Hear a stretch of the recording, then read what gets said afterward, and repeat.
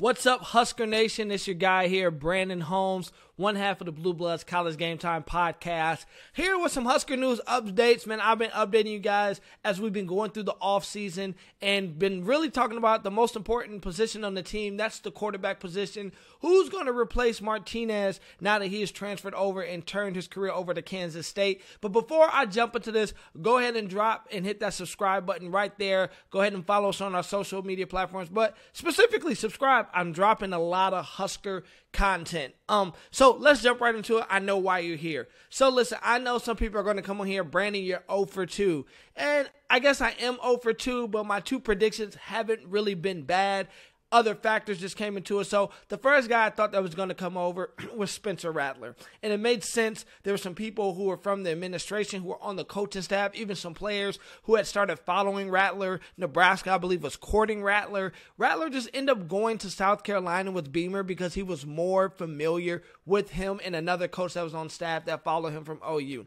Now, a person I had in the race was Bo Nix. He reminded me of Martinez. I know a lot of people who had some controversy on me saying that because they said he was just Adrian Martinez in the SEC.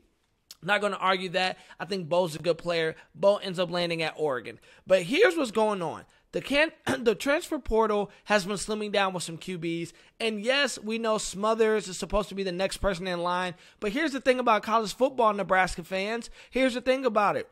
You can never have enough quarterbacks in a room. And even if you bring a veteran presence on, that's good. It creates competitions. You don't want to just say, here, you're next in line. Here's the ball. You want these guys to work for, to improve on this 3-9 season. So I have two names, one popular name, one dark horse name that I think Nebraska should go after. Now, number one, he's not technically my number one, but I think he could be a number one, and I've read some stuff. I've been listening to some insiders, searching on the blogosphere. Casey Thompson out of the University of Texas. Here's why. Texas just signed a top guy in Malik Murphy, 4-star out of California. They also got the number one overall recruit from 2022 before he reclassed, and Quinn Ewers out of Southlake, Texas, to now commit to Steve Sarkisian down there at UT. Now, I don't think Sark is going to be there much longer, but that's another video for another day. So with that quarterback room getting crowded, and Casey Thompson, who started 10 games for UT this year, who proved he can play, he can win some games, well, he decided to get out of town. And I think due to his mobility, I believe he was the number 14 dual threat quarterback that came out in his class. He would be a good fit for Scott Frost and what they are doing there in Nebraska. Now, I know everyone's going to say, but Brandon, we just hired a new OC who came from Pitt, who's more air raid. If you think Scott Frost is going to completely redo his entire offensive scheme, you're wrong. He's going to add some components from his new OC. But Scott Frost is definitely in charge of that offense. You saw it this year. He put his team in positions to win. Martinez just didn't always capitalize on the moment, right? So I don't want people to start thinking you're going completely away from the zone read, spread, triple. What I like to call is a spread triple option, right? Some of that option from Nebraska's glory days and spread concepts. Now, I've said it over and over, week in, week out. If Martinez hits a couple more throws, Nebraska's having a different type of season. I believe Casey Thompson could do that, man. Casey Thompson made some big-time throws and some big-time games. On the back end of it, his defense really cost him a bunch of games, right? So I think Casey Thompson is a great fit. And I think it also helps because it increases the thing that made Nebraska successful in the past, which is that Texas to Nebraska pipeline when you guys were a part of the Big 12, right? Love Casey Thompson. But here's my dark horse. Here is my dark horse for you guys. Are you ready, Husker Nation? Cameron Ward at Incarnate Word. Yes, Cameron Ward from Incarnate Word. Why are you not hearing about him? If you haven't, you are missing out. Listen, Cameron Ward, he won the Offensive Player of the Year in the Southland Conference in FCS. He won the award for the most dynamic freshman, the Jerry Rice Award, the best FCS freshman. He won this year. He threw for 4,648 yards, 47 touchdowns, and 10 interceptions. Why is this guy just blowing up on the scene? Cam Ward ran the wing T offense in high school, and no matter how many guys they tried to get him out, how much tape they tried to get out to other programs, they just weren't biting.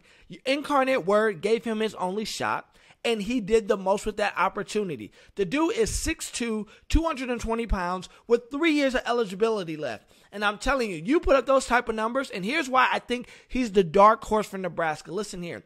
The OC that was at Incarnate Word just lost to Washington State. And what did he run at Incarnate Word? The air raid.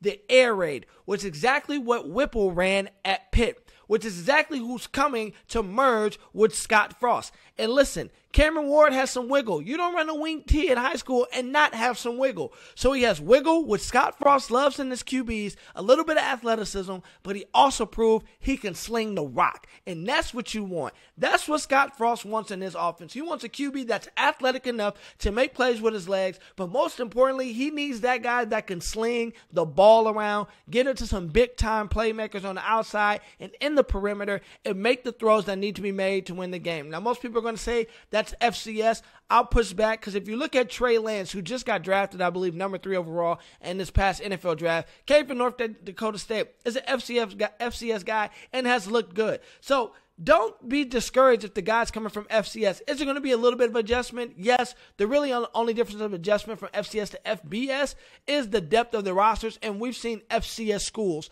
that have beat FBS programs. And I think if I'm Nebraska, I go out to Cameron Ward. The guy has 3 years of eligibility left. He can sling the freaking football, and he has some wiggle, and he gives you some time, and he also increases the competitiveness in that quarterback room. So, Husker Nation, drop below. Let me know if you like these Husker updates. Let me know what you think in the comments below. Make sure you give us a like. Make sure you hit the subscribe button. Once again, Brandon Holmes, one half of the Blue Bloods College Game Time podcast. Until next time, Huskers, peace.